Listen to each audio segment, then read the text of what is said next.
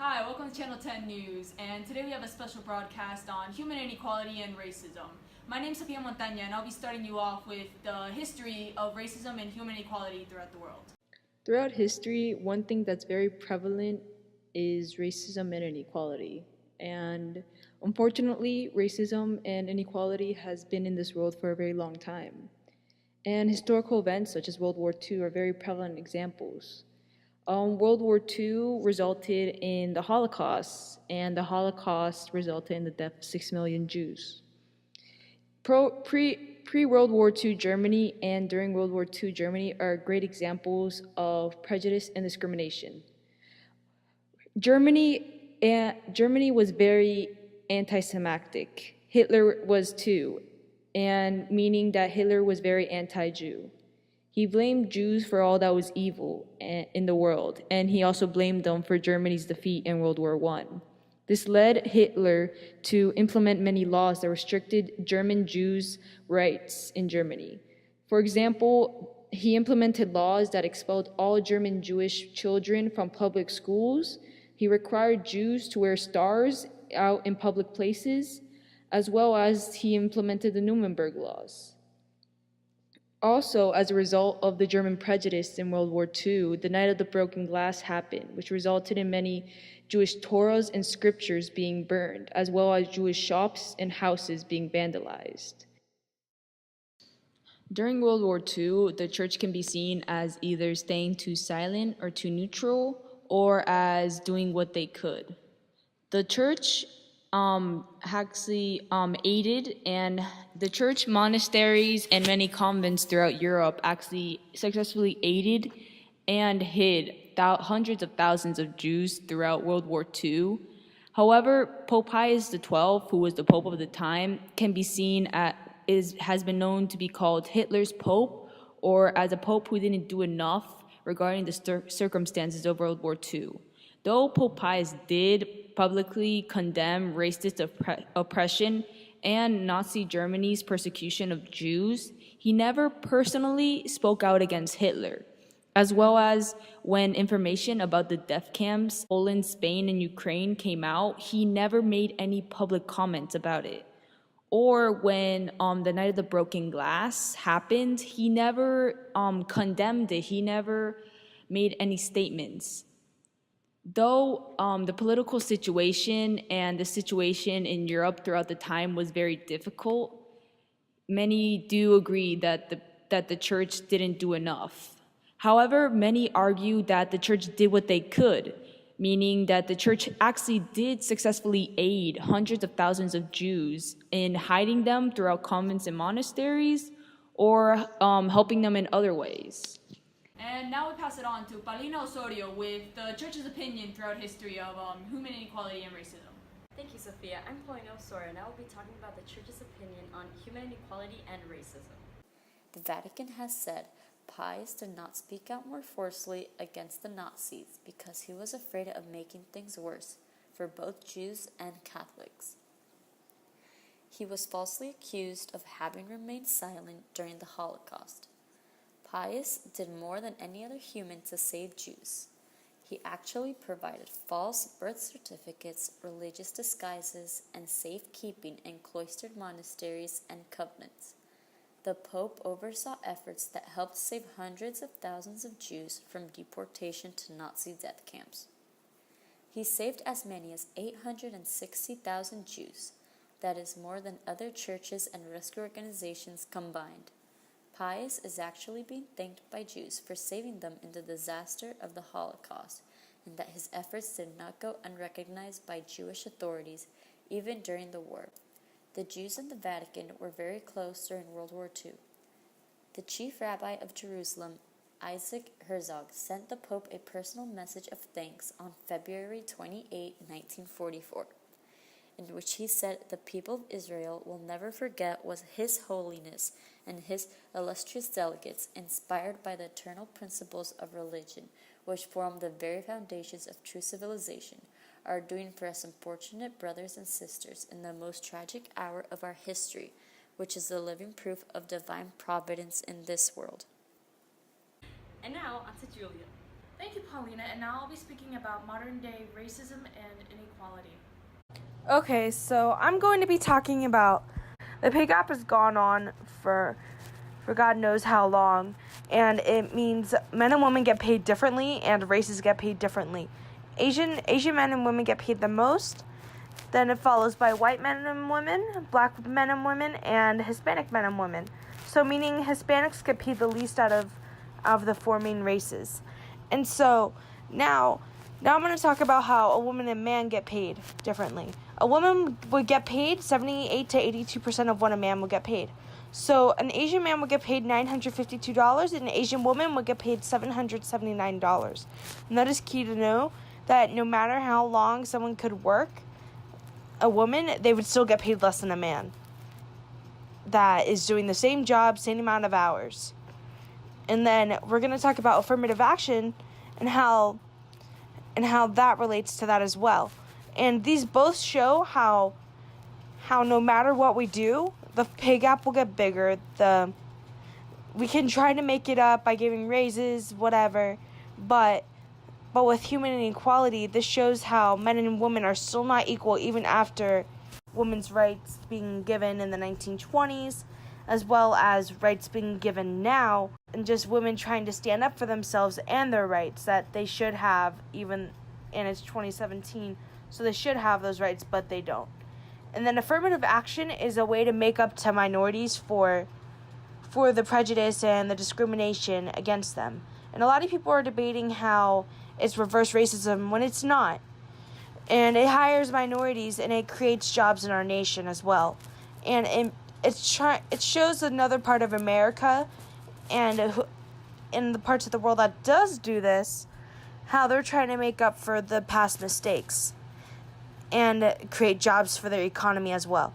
And then there's Black Lives Matter. Black Lives Matter is just as much of a racial equality movement as a human equality movement, because the Black Lives Matter global network, it was recognized worldwide recently, where before they actually started in 2013 when Trayvon Martin was murdered by George Zimmerman, and their goal was to get more equal rights for African Americans, no matter the gender, the sexuality, the disabilities that they do have, and to be treated equally with dignity just because police officers and other people of authority aren't. Now to you, Sabrina. I'm Sabrina Diaz, and today I'll be talking to you about the Church's view of racism and human inequality in today's society. It is important to understand the effects of racism and human inequality in today's society and how it relates to the Catholic Church's teachings. As easily recognized, there are a tremendous amount of examples of inequalities in our society today. One example can be found in how the Catholic Church treats women regarding employment, especially involving pay for women. Despite the fact that women still aren't allowed to do many jobs in the Catholic Church, Pope Francis has stated that the unequal pay between men and women is, quote-unquote, pure scandal. He recalled the story of Adam and Eve, when Eve was created from Adam's rib to be his helper. He stated that the rib doesn't symbolize women's subordination to men, but rather that women and men are equal because they are of the same substance. Further, the Catholic Church supports affirmative action because it helps overcome some of the weight of the history of racism and inequality. It also follows the belief that all humans are created in the image and likeness of God. Affirmative action helps minorities receive the proper education that everyone should be entitled to. The Catholic Church's support of this cause not only shows how important education is, but also the respect for the rights of every human being. They want equal opportunity for every person regardless of gender, race, creed, and many similar factors. Jesus taught us to love your neighbor as yourself, which is one of the reasons as to why the Church believes in affirmative action for all people.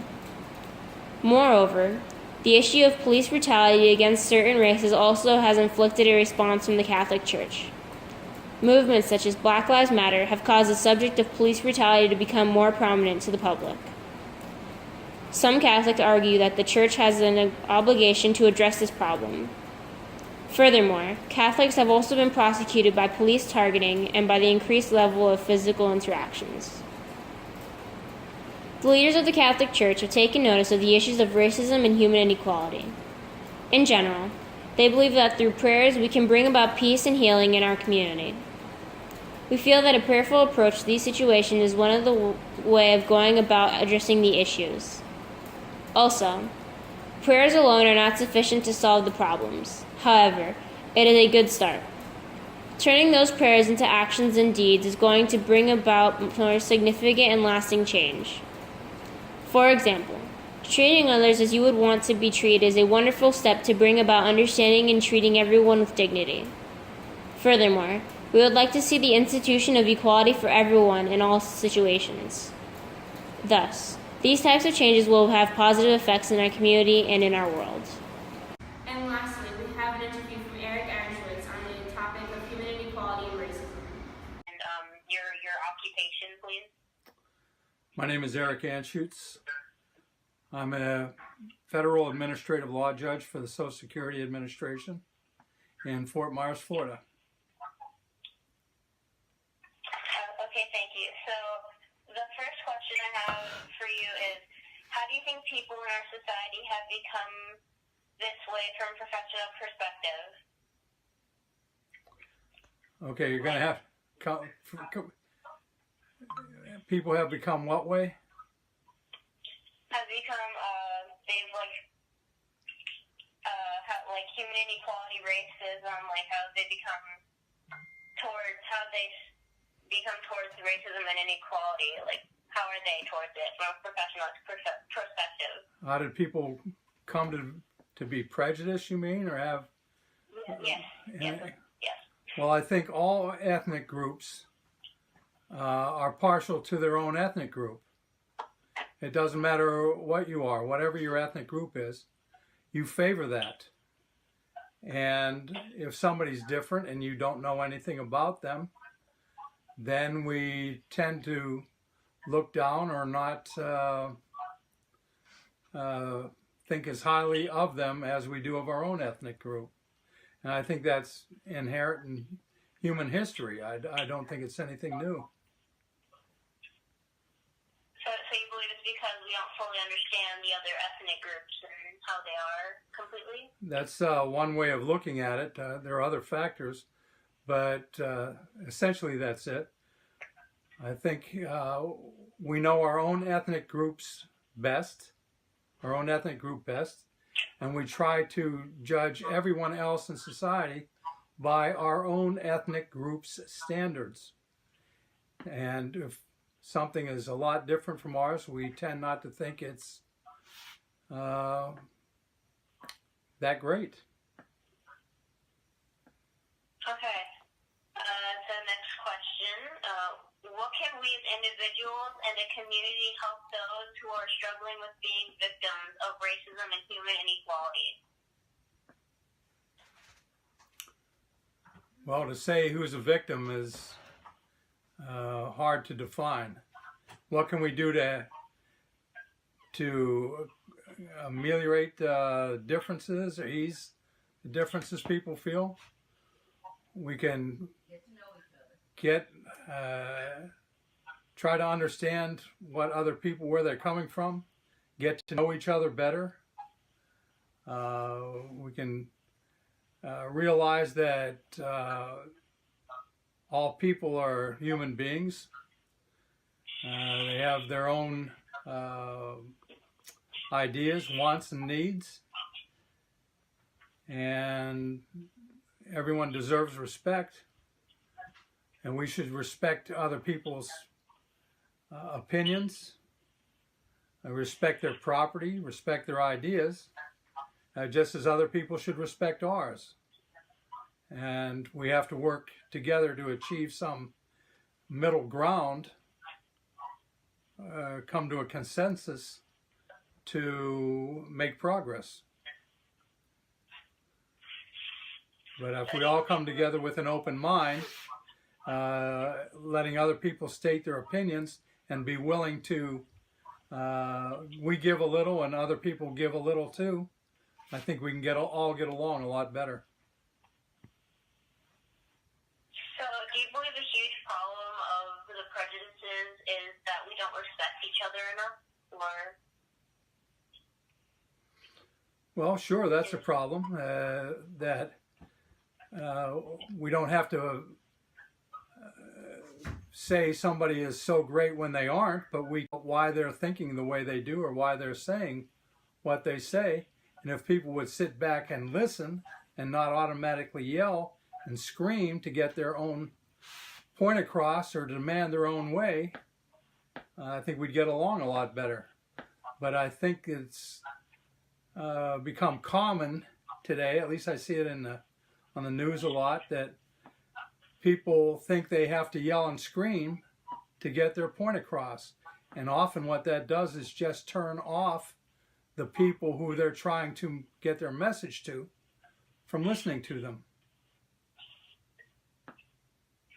do you believe that media is causing this to become a bigger problem? Or do you believe it's already a huge problem without the media? No, I think the media fans the flames. You know, when a media covers a story, they're not looking for something that's not interesting or different or going to catch people's attention. When they put something on TV, it's always got to have some element of surprise or interest, sensationalism. So sure, these abuse of power or prejudice, that's going to make news. But maybe that only happens in less than 10% of the cases, but that gets most of the play on television and in the news media. So I do think, yes, the media gets things out of proportion, and it gives the public things to talk about. And we spend more time on those types of issues than we do on trying to find solutions. Okay. All right, on to our third question. What moral issues do you think create the hate and racism in our society? Well, I think anyone not trying to do what is considered morally right is going to create hate and discontent against that person. If everybody would live up to the moral standards that I think are set by God in the Bible, if we all did that, everyone in the whole world would get along a lot better. But we don't. We're selfish. People want their own way. And I think that's preventing us from getting along in the world as God intended. Do you believe that our prejudices will push us even farther apart, or do you think someday we'll be able to get over at least some of the prejudices? Well, I'd say in the United States has made significant progress in the last 50 or 60 years, at least since I've been a kid. I think there's been a lot of progress with equality between blacks and whites and any other ethnic group. But there'll always be partiality to one's own ethnic group, no matter what you are, what group you belong to. That's not necessarily bad. People like to promote their ethnic heritage. We have Greek festivals, we have black festivals, Hispanic festivals, everything. And people from other ethnic groups can enjoy those, and do. So I think there is some progress being made. Do I ever think it'll be perfect? No. Okay. Thank you for your time. I really appreciate you taking the time to let me interview you. And have a good day. All right, Sabrina, thank you. It's nice talking with you. It's nice talking with you too, sir. And back to you, Sophia. And thank you for watching our broadcast tonight on racism and human inequality. I hope you guys learned something and have a nice night. Thank you.